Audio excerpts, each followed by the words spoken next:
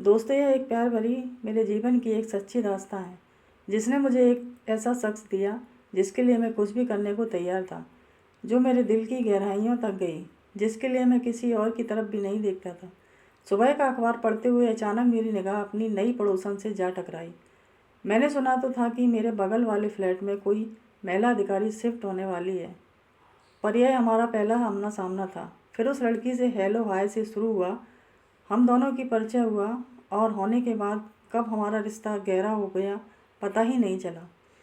मेरी पड़ोसन मैडम ज़िले में ही एक उच्च पद पर पदस्थ थी और उनके पति किसी अन्य ज़िले में तैनात थे। उनके पति का आना जाना कभी कभार हो ही पाता था। पड़ोसी होने के कारण वह मुझसे काफ़ी घुल मिल गई। एक दिन उन्होंने टोक ही दिया कि तुम मुझसे हमेशा मैडम कहकर बात मत किया करो। मैंने कहा, मैडम मैं अभी एक विद्यार्थी हूँ और आप इस ज़िले में तैनात एक वरिष्ठ अधिकारी हैं। आखिर हमारा यह क्या रिश्ता हो सकता है। वह कुछ देर तक शांत रही और फिर अपनी चुप्पी तोड़ते हुए बोली कि अगर तुम बुरा ना मानो तो मुझे भाभी कहकर बुला सकते हो।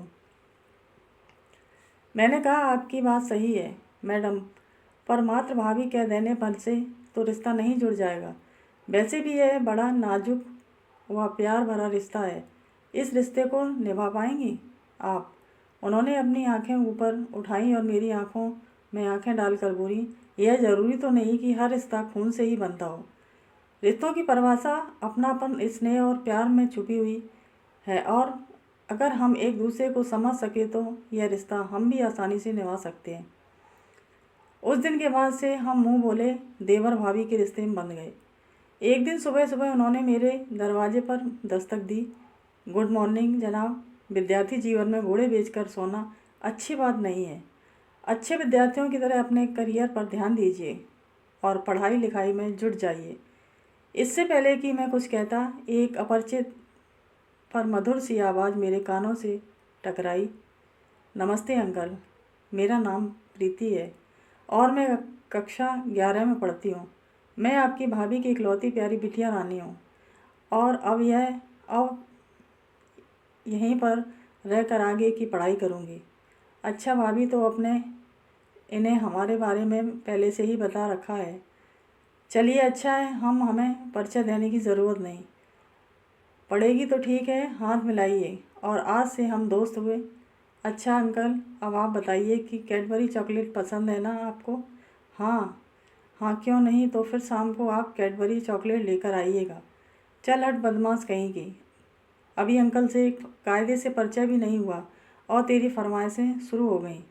भाभी ने कहा, आप इसकी बातों में मत आइएगा, क्योंकि खाने पीने में को लेकर दोस्ती करने में यह काफ़ी तेज़ है। अरे तुम दोनों के चक्कर में मेरी चाय भी ठंडी हो गई। अच्छा तुम आज जल्दी से फ्रेश होकर आ जाओ तो एक एक कप गर्म चाय हो जाए। वक्त के साथ प्रीति मुझसे काफ़ी घुल मिल गई। वह मेरे खाने से लेकर बाहर जाने तक का हिसाब किताब रखती।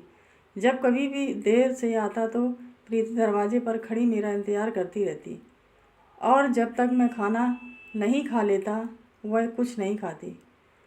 उसकी मम्मी भी खुश थी कि प्रीति को बोर नहीं होना पड़ता, पर प्रीति के दिल में क्या चल रहा था उससे मैं और उसकी मम्मी बिल्कुल अनजान थे। वैसे कुछ सोचने का कोई कारण भी नहीं बनता था। दोस्तों, आपको हमारी कहानी पसंद आई हो तो प्लीज़ लाइक और सब्सक्राइब करें। धन्यवाद। जय हिंद, जय भारत।